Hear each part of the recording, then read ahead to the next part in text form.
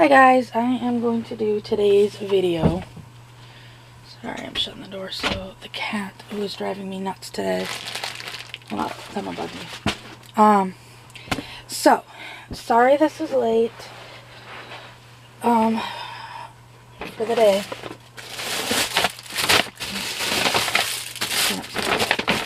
So, this is going to be my letter Q video. As you can see, I have Piper. Yeah, Piper doesn't start with a Q. And I have some queen stuff, king stuff, but I'm going to do quilt. I'm going to start off by saying that right away before I show it to you. The quilt that I have is actually my son's. And it is very, very special to me.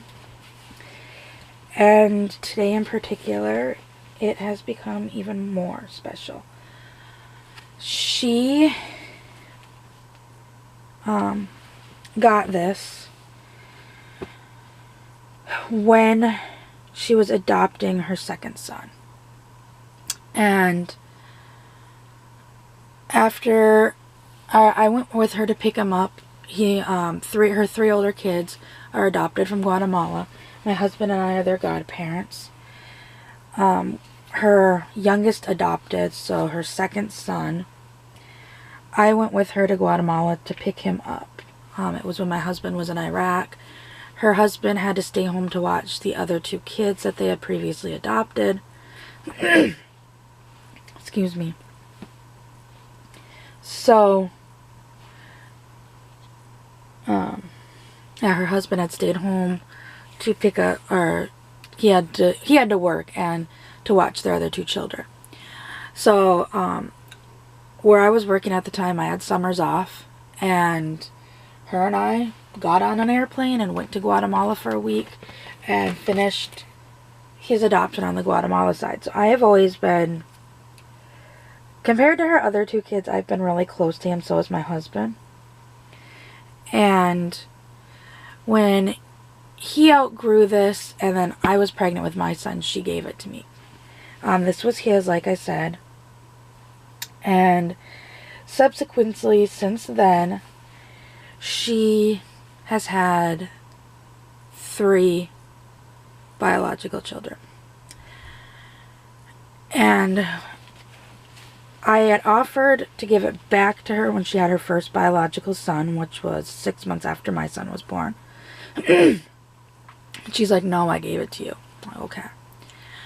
2 years ago, she had another biological son, and once again, I offered to give it back to her, and she's like, no, you need to keep it. I'm like, okay.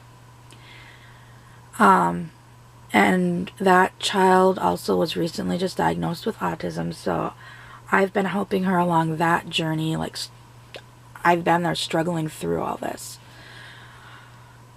And the hardest thing that she has ever gone through in her life happened on December 30th. She wasn't feeling well. She was pregnant, or she wasn't feeling well, and her husband brought her in to the ER. They live in Minnesota, but they go to the doctor in North Dakota because they live by the border. Her husband brought her to the doctor, where they would find out that their youngest son had passed away. He was born, well, it was the 29th that it happened. He was born on December 30th in the morning. Born sleeping. And the reason why today I specifically want to do this quilt is because it came from her, and today is his funeral. They did have him cremated, and he will be going home with them at the end. But, you know, it's a super hard day for her. She's been struggling a lot in the last week, really weeks, a couple weeks now, trying to find herself. I've suffered through miscarriages, so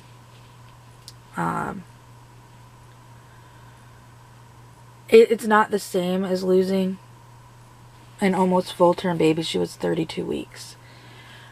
It's not the same. I'm not even going to go there that it was the same. But it's a lot to deal with emotionally. It's still, I know for myself, the miscarriages weigh on me. I know a lot of other people who have had miscarriages, and still to this day they weigh on them.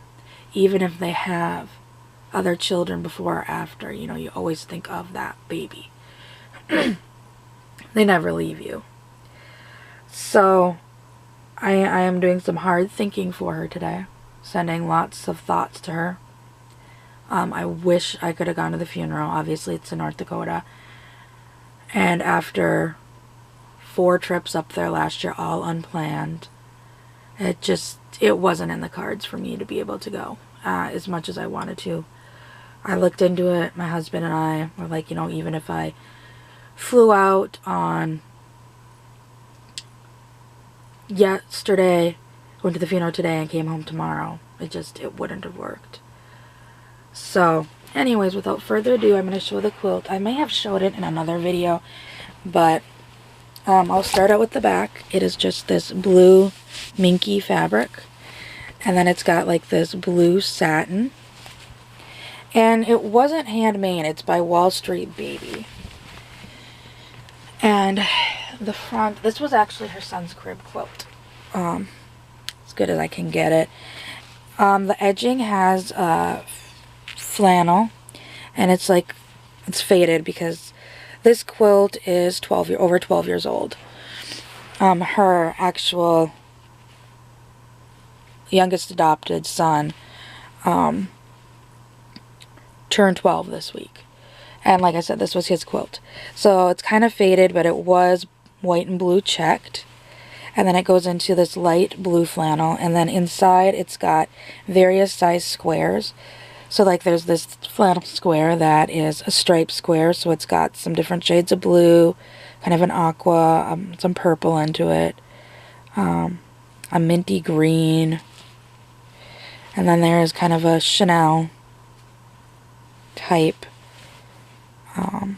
fabric.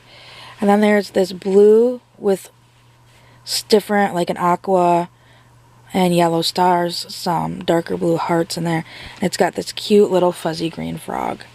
And there's 3 of those frogs on here, and the fabric kind of alternates like a quilt pattern. Oh, and then there's this other square of just like this aqua with white stars.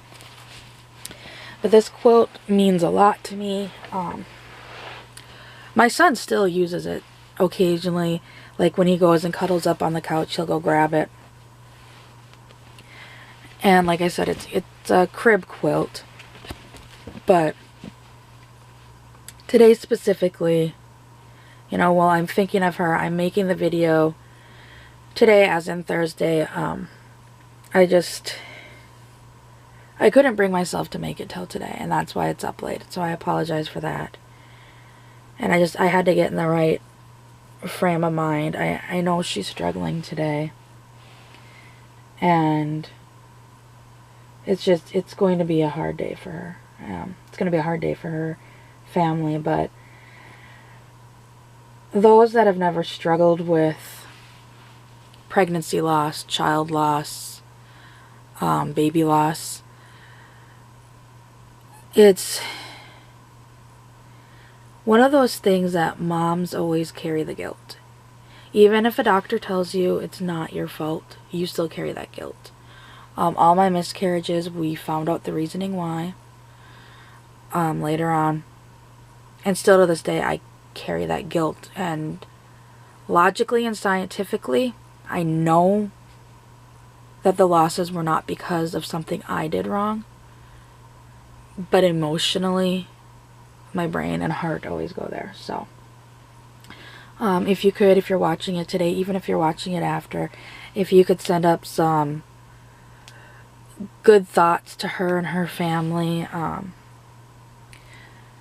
Some might be saying they know I've talked about God in the past. Yes, I am Christian, but I mean, if you want to send up prayers for her family, you know, you may.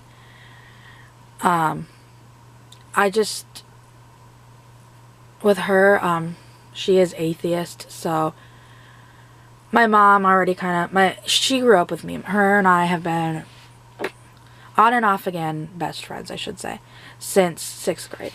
We're always in each other's lives, just the varying degree of how much we're in each other's lives, kind of how it is. She was there when I needed her with my dad. When we came up in July, she made a point to come into town to be able to spend some time with me and the kids. And then her and her husband came to my father's funeral and then did spend some time with us after. But we've been friends for so many years.